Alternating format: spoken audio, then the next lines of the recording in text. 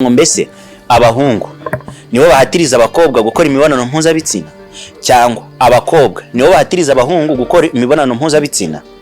Jewe uruhande nza kuba mpagazemo nuko abakobwa ari bo bashishikariza abahungu gukora imibonano mpuzabitsina. Ni terrible. Nje numva ko ahubwo abahungu ari bo bashishikariza abakobwa kujya mu mibonano mpuzabitsina. Bakamuha impeta sibyo? Ayiye koko. Reka ahubwo nayimwambike none. Isidirudo. Wonderful. Tureba. Urakoze cyane. Yes, nigiye. Ahiye. Nayibonye. Hari Kevin hakaba na Ange. Umukobwa mwiza cyane nkuko muri kumubona kuri kamera za Iris Rwanda, n'umusore mwiza cyane anakaba n'icyamamare kuko amaze kuba umwe mu bantu batavogerwamo muri filimi Ikiraro cy'urukundo, kuko nubwo hafi yamuzunguje ariko amaze kwigarura uduce tw'abantu mu mitima yabo. Reka mpere kuri Kevin aramutsa abantu baduteze amatwi. Yeah, what's up Iris TV Rwanda. Umeze mute? It's me Kevin. Amazina nyakuri ni Rutayisire Iradukunda Yves. Turi kumwe n'umukobwa mwiza cyane, nagiye gutangira twibwira. Nabaramukije mwese, nitwa Iraguha Ange. Marayika, ukaba uri inshuti ya Kevin. Yeah. Uramufana? Yego. Yes, tugiye kujya tubagezaho ibiganiro bihuza abafana bigahuza n'abakinyi bakina muri filime Ikiraro cy'urukundo. Ubu rero kwikubitiro dutangire kuri Kevin aho twamuhuje na Ange. Ange numwe mu bafana be bamukurikira umunsi ku munsi, amanywa na nijoro. Ntekereza ko nyuma yo kureba episode yasohotse uri no kuri Instagram cyangwa se kuri WhatsApp umuye kujya mu chatting birenzeho noneho. Ange, umaze iminsi ureba filime nyarwanda, muri iyi minsi nihe filime iri kukuryohera? Nawe urayumva filime ikinamo Kevin, nawe urabyumva Kevin. Ahantu nkunda cyane, namubwiye ko ndi umufana w'ahantu nkunda cyane n'igihe hafi ya mukatira ajyana amarira menshi mu maso, nuko amarira y'abagabo atemba ajya mu nda, ariko uzi ko actinga neza cyane kandi amusori kuba warasebye bibaho cyane. Katwereke kuri Kevin gatoya. Kevin ati akantu nkunda ariko kandi kakanamubaza kwa hafi yaragukatiye, wowe wabyakiriye ute mu buzima busanzwe kuba abakobwa babona hafi yagukatiye?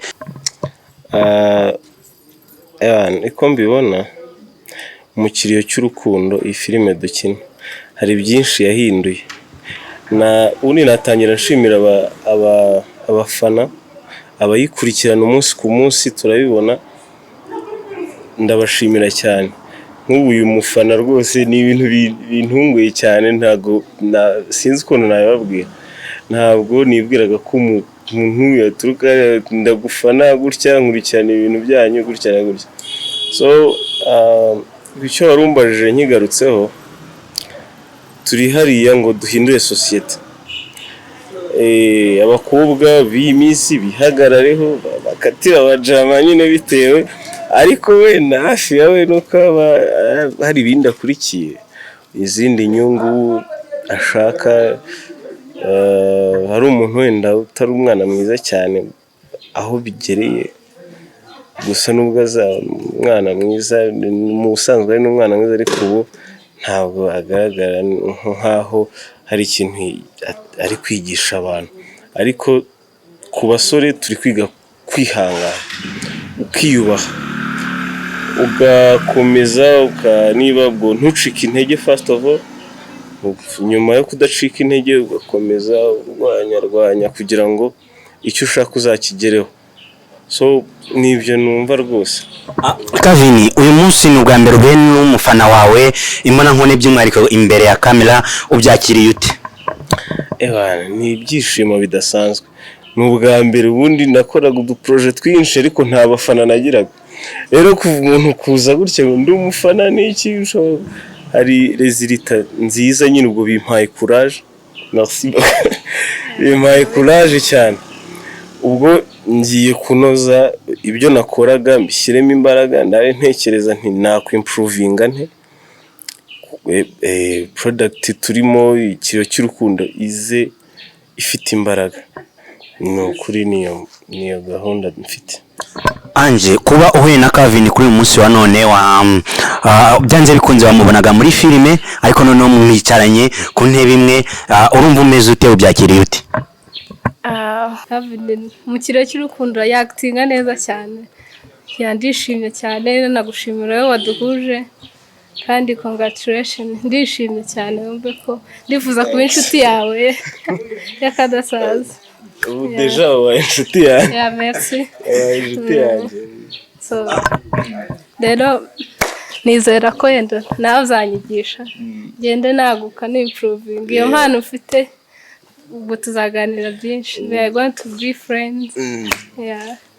Icyo nsaba abayobozi ba Iris TV Rwanda mu kirere cy'urukundo bakuzana ahubwo nawe ubu mu actress niba byakunda. Nabo bari kubyumva.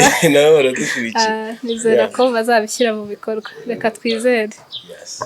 Uramutse ubaye umwe mu banyamahirwe wo gukina muri filime ikiro cy'urukundo, niwe mukinnyi wumva kwaktingana nawe ukavuga uti nibura bampuje n'uyu nguyu niwe nakumva nkoze rero mbese mbikinye neza? Already Kevin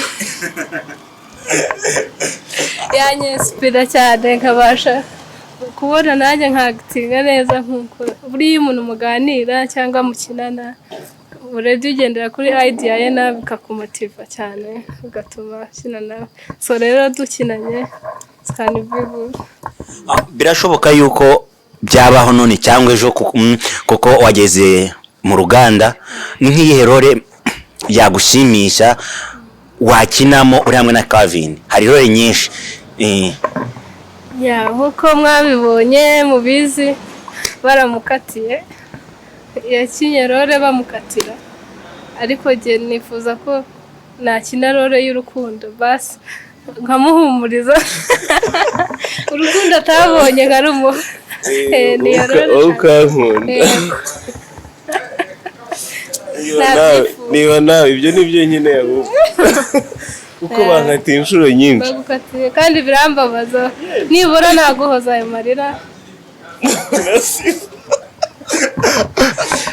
ikiganiro kiraryoshye kweli. Calvin, katugaruke hano, bagukatira ntabwo biguterwa kwa muri societe, none ushobora kugeramo ukaba wabura umukobwa ugukunda ati ni wa musore utagira udakundwa hafi yanze nanjye sinakwemera.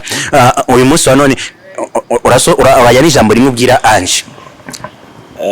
Ange ahubwo ndumva yatinze, azaze muri staff bamwakire bamuhe role kabisa anyikundire, kuko amugani no muzima busanzwe amugani bishobora kugendera kuri uwo mujyo ugashiduka nta mukobwa ukinyiteza, bose bavuga baturiye se n'iki kubera hari abantu byabayeho, hari ingero zimwe na zimwe zigenda zigaragara ku mafilme. Size umutipe wakinnye mu kigeragezo cy'intuze filime nk'iyo ariko ari umugome, banahura n'umukecuru ahantu mu mujyi ariya za downtown ngo amukubita inki ngo kuki uri umugome, ngo kuki wishura umugore ngo wamuhoraga iki. Urumva byamugizeho ingaruka muri rusange batabizi. Umumere rwose amukubita inki ngo kuki wishura umugore, kuki uri umugome bla bla bla, ibintu nk'ibyo. So nanjye singira ngo nyaboneka abakobwa bazantera indobo cyane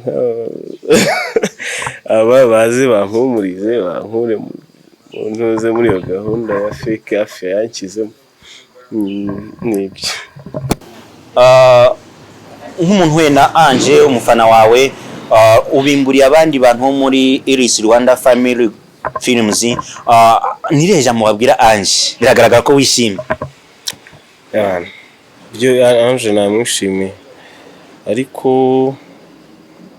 ikintu namubwira Ange, ku bintu mfite umbonana aka kanya byose urumva naguha iki ukagicyura ukagitahana?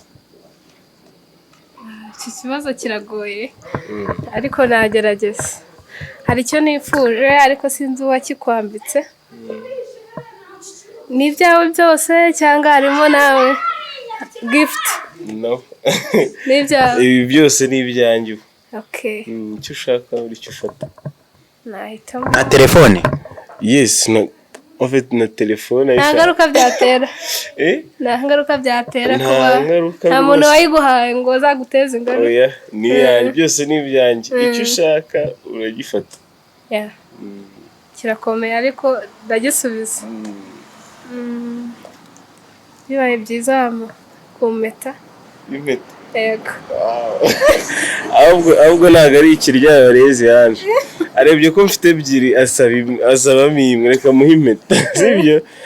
Ayiye koko. Reka ahubwo nayimwambike none. Sidirudo. Wonderful. Tureba. Urakoze cyane. Yes, ni bye. Ahiye. Nayibonye. Nayicyure wenda azajya ubwo ayinyibukira. Ni ikintu cy'agaciro gikomeye kugira umuntu ugukunda w'umufana wakubwira ati yanakwisigama nanjye n'iki kubera arakwemera.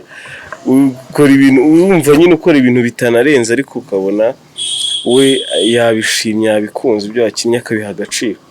Rero nanjye agaciro kose nabwo aba yampaye ngomba kumwereka ko nashimye. Barakoze cyane kabisa. Ubu wambaye impeta rero. Mwayibonye. Urumva umeze ute? Ndishimye cyane. Ni gake wabona umuntu ufana aguhaye ikintu cy'agaciro nk'iki. Ndishimye. Sinzi n'amarange sinzi uko yamera. Biriyongereye kugufana. Uri ku mutima. Thank you. Ange, uti ni filime nyarwanda iri gukinirwa by'umwihariko mu ntara mu karere ka Musanze, ariko kandi na filime iri ku rwego nakwita mpuzamahanga kuko ikinamo abanyarwanda, abagande, abarundi. Uyu Kevin ubona parti imwe ni umugande indi parti ni umunyarwanda, ariko kandi kuyeho n'ubushuti bukomeye n'igihango mugiranye kuko akwambitse impeta. Nyina bonaga hahiye. Mwese mugiye gutyo mwambaye impeta.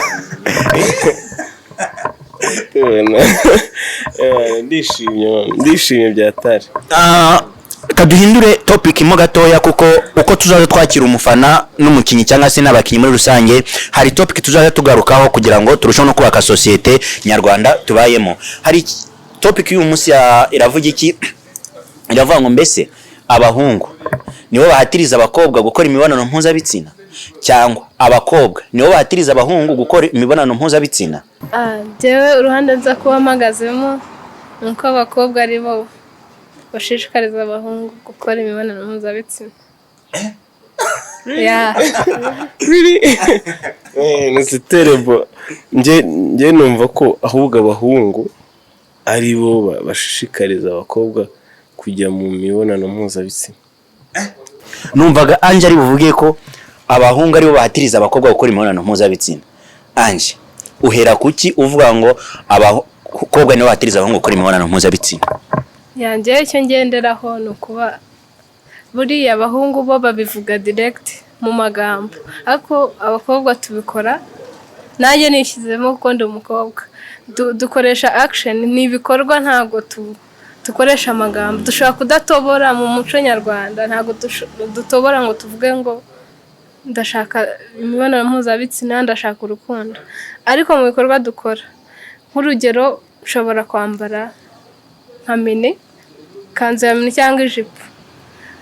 Mu bikorwa nkora nyine uko ngenda, uko nkwitwaraho nk'umutipe, ukahita ubona ko nkahita nkufavoriza kugira indirect mu gihe kiramye kirekire.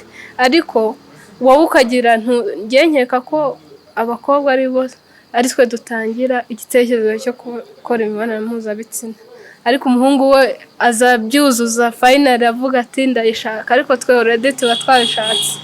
Nuko mbyumva action dukora nyine ibikorwa dukora, ushobora kumusekera bikaba hari icyo ushaka, ushobora kwambara akaba ari icyo ushaka, ushobora kumwitwaraho ukuntu aho mukora akaba ari icyo ushaka, ariko umuhungu we nkeka ko araza kutubwira nawe uko abyumva, ariko nkeka ko we aravuga, mwe muravuga mukavuga ati genda ndashaka ko turyamana, ariko twebwe biragoye dukoresha ibimenyetso ibikorwa tukabyumva. Yewe nuko byumva. bantu muduteze amatwi, ibi ni ibitekerezo bya Ange, mutamutera amabuye, katwumve Kavin. njyewe ko mbibona ni uko abahungu nka 90% rwose nibo batangira gushotora abakobwa.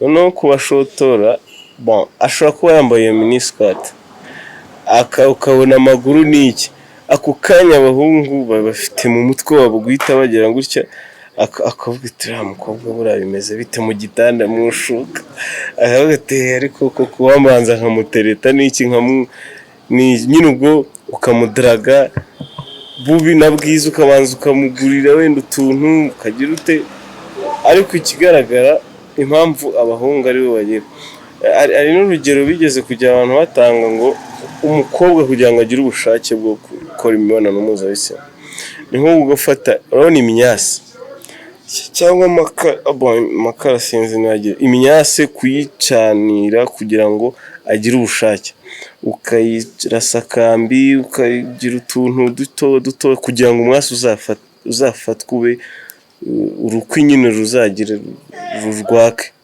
Ni ibintu bitoroshye, ariko ngo abahungu nko gukoza ku mashara y'ibitoki y'insina n'iki gutyo bita byaka nyine ubushagara bitabuza. Abahungu amfite bagira ubushyuhe bidasubirwaho, bagira ubushyuhe cyane. Nk'ubu nshobora kuba nishanye n'uyu mukobwa already mu mutwe naza kwisetinga amutako subundi ubwo bimeze bite uyu mwana bagira cyangwa gutya na gutya, ariko icyo mbona ku bana bidasubirwaho abahungu nibo bagira ubushyuhe cyane, ubushake bw'imibonano mpuzabitsina, attraction yabo iri hafi, nyine iri hafi ku buryo umukobwa niba aciye yambaye akamini, umukobwa yarimbye bisanzwe ntabitekereza, wese utangira gushyugumbwa ukamwototera ugatangira kumuganiriza cyangwa kumutereta.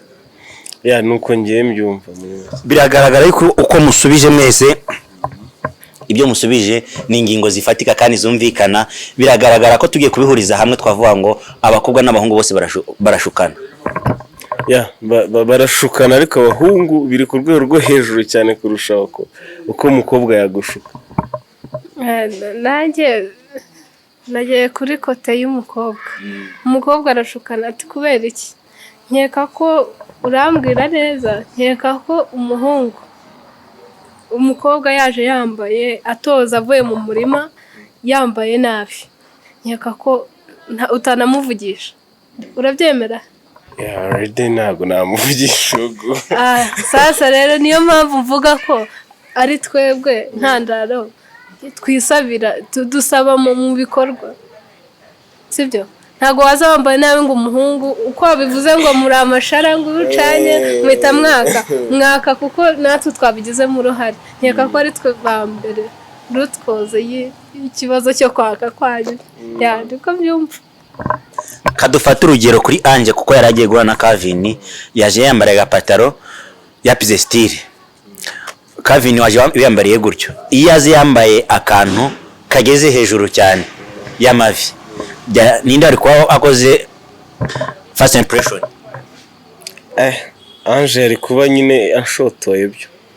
Ubwo twari gukora interview, mikoro nyine ubundi imeze iryo mikoro y'amapantaro yigize yirodinze. So nibyo bakobwa nagira nsubize Ange ku kintu cya umuntu nyine umukobwa. Ubu n'abava mu mirima bavayo bagahita bakaraba cyangwa bakajya gute, sinibaza ko umuntu yava mu murima ngo ahite aza nyine ubwo uko wenda tuvuge ni umugore wawe cyangwa ni umukunzi ngo ave mu murima aza agifite ibintu by'uburimiro, ni ari uburimiro agifite ibintu byondo cyangwa ibitaka ku maguru. En fait abakobwa bose barisobanukiwe bayishyira ku cyangwa nyine ku myako.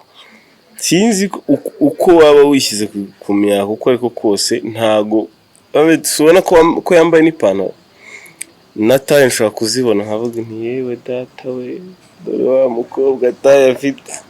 N'ibyo rero abahungu baremwe nabi nyine baremwe ku buryo bakunda abakobwa cyane. Tugane ku musozo, biragaragara yuko impande zose zishukana, ariko kandi tugana ku musozo hari ubutumwa ndahera kuri Ange yahereza abana b'abakobwa bashotora abahungu. Yatubwiye ko ari nk'amashara, ari nko gucanisha bitari gurumana, nta bindi bintu bikeneye bindi byo ku ruhande byakwatsa ayo mashara. So rero icyo mbasaba ni ukujya murinda abasaza bacu navuga ko ari nk'abasaza bacu bo mu Rwanda, tukitwararika tukambara bikwiye. Nicyo navuga, kandi tukarinda gukora ibikorwa byo gushukana byatuma bagwa mu cyaha batabakunda cyangwa se n'igihe kitaragera cyo kubana ngo banakundane.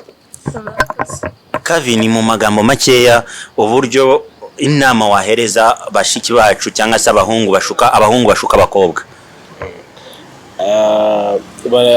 En fait nk'ubwije ukuri hari ibyorezo byinshi biriho, hari za sida, biki bya mitezi, biki na covid, noneho ibintu byo kujya mu bishuko cyane, ukajya ku sambana se cyangwa kujya nyine ibyo bishuko ibyo ari byo byose si byiza, birimo ingaruka nyinshi. En plus ni n'icyaha, Imana iraguhana. Kandi sosiyete nyarwanda turabakristo benshi cyangwa se twubaha Imana. Icyo mvuga hagati dukwiye kugenda mu murongo mwiza, Imana itazabitubaza ibyo, nubwo atari cyo cyaha cyonyine, ariko nicyo cyaha kibi gikorerwa mu imbere mu mubiri. So tukitwararika kuri ibyo. Nyuma yo kwitwararika kuri ibyo tukana preventing izo ndwara nyine, ukagira ubuzima bwiza burambye, ukazabaho igihe kirekire kandi ukubakana n'umugore wawe neza mwishimye, sibyo? So nuko mbitekereza muri make. Ange, tugana ku musozo, birashoboka ko hari ikibazo wabaza Kavin kugira ngo kiri ku mutima wawe, wenda warumaranye iminsi cyangwa se wanagize mu biganiro mwagiranye, hari igihari ikibazo kimwe cyangwa bibiri?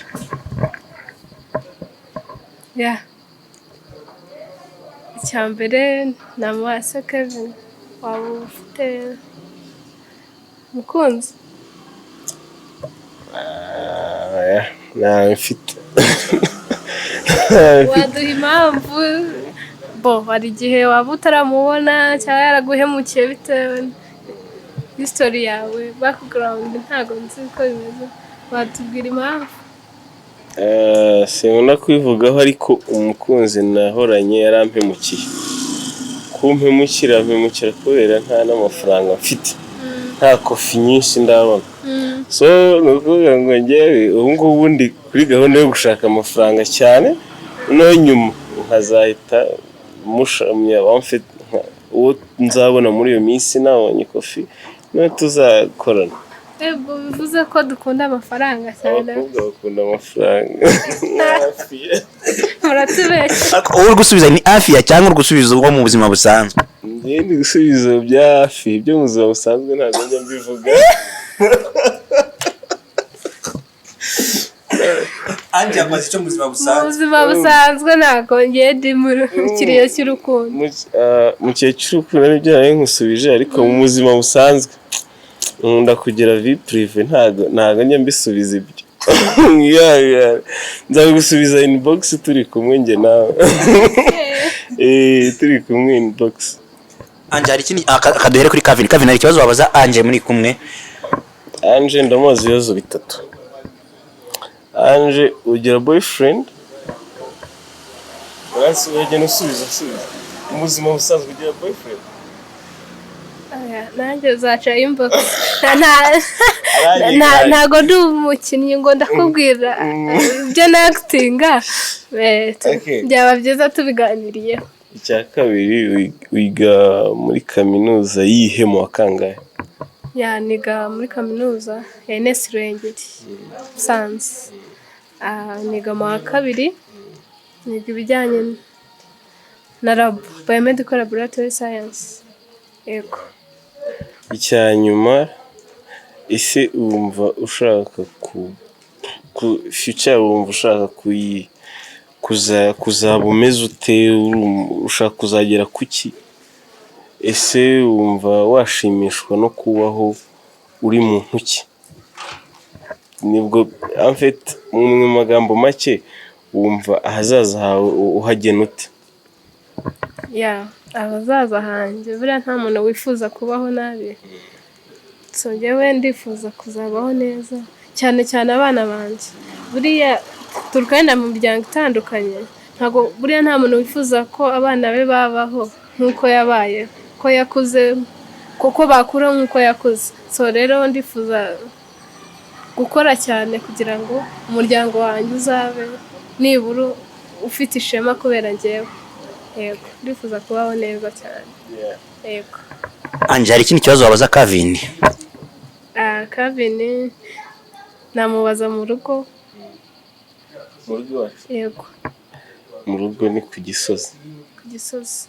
So wampa nka introduction niba bitari prive, ku buryo nubwo umuntu yambaza mvuye hano ati Kavin wamubonye ari umuntu umeze ute, namusobanurira namasamari nibura ibintu bitari private nibura byaranga umuntu. Nashoboye kubaza Kavin ndi umuhungu wa gatatu mu bahungu 4 tuvukana. Ndi na afite nigiye inaha mu Rwanda amashuri yanjye kugeza muri secondaire mu mpera zayo, nigira na Kampala aho n'icyiciro cya mbere cya kaminuza, then ndagaruka inaha ubwo nkorera inaha. Wizemo ibiki? Nize wiring, kuko wiring amamodoka n'umuntu umukanisha ubundi. Ubwo vundi inaha nyine muri Musanze mu kazi. Mu rugo ni Kigali ku Gisozi aho bita Beretoire. Ni ibyo ndumva. Ufite ababyeyi bamwe? Nta mubyeyi n'umwe mfite. Paul San. Ni ibyo. Dusoza hari ikibazo kimwe ngiye kugaruka ari nacyo dusorezaho. Ange, hari ikibazo waje Kavin akubwira ngo nta mukunzi afite. Kavin na Ange, Kavin aramutse avuze ngo Ange ndagukunda, ndashaka ko mbera umukunzi, byagenda ute? Nawe uretse kwijijisha ntacyo abaye. Usibye ko yavuze tuzaca inbox tuzabivugana buriya byimbitse, ariko nkeka ko ntawe utakwifuza gukundana nawe. Wow.